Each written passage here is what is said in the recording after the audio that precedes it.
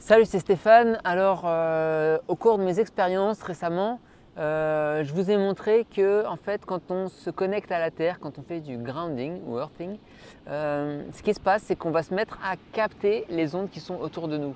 Et donc du coup, ça fait un peu peur. On se dit, ah mais si les ondes elles passent à travers nous, du coup c'est plutôt négatif. Et on a tendance du coup à en oublier tous les bienfaits du grounding, à savoir l'effet antioxydant, anti-inflammatoire, voilà, régulation de la tension induite au niveau qu'on peut mesurer au niveau de la peau, etc. Donc tous ces bienfaits, est-ce qu'ils sont finalement gagnants ou perdants par rapport au fait qu'on absorbe quand même les ondes qui sont autour de nous? Alors j'ai avec moi une étude qui a porté sur un peu plus d'une vingtaine de bébés prématurés. Donc les bébés prématurés, ils sont mis en couveuse parce qu'ils ont du mal à respirer, etc. Et puis il faut vraiment surveiller leur constante. Et donc les couveuses, c'est plein de champs électromagnétiques. Les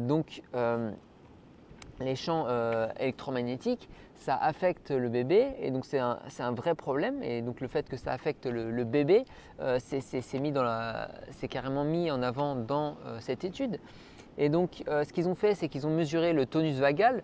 Donc pour mesurer le tonus vagal, donc c'est le nerf vagal, c'est le nerf principal le plus long qui connecte un peu le cerveau au cœur, aux poumons, voilà, aux organes principaux.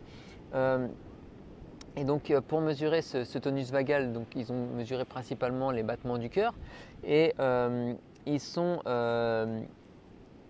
sont rendus compte que le fait de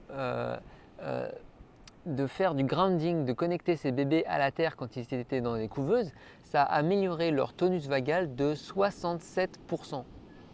67%. Donc c'est quand même pas rien. Et pourtant, dans la couveuse, il doit y avoir énormément de champs électromagnétiques et assez proches parce que le bébé est tout petit, tout près, etc.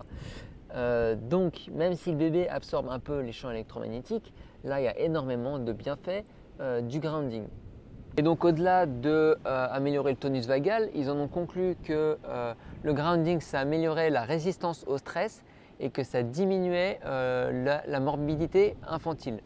Donc quand même, gros succès du grounding sur cette étude. Alors voilà, il n'y a pas beaucoup de sujets, c'est sur une petite vingtaine de prématurés, mais quand même, waouh!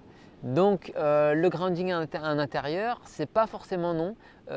Oui, on absorbe les ondes, mais est-ce que les bénéfices ne l'emportent pas?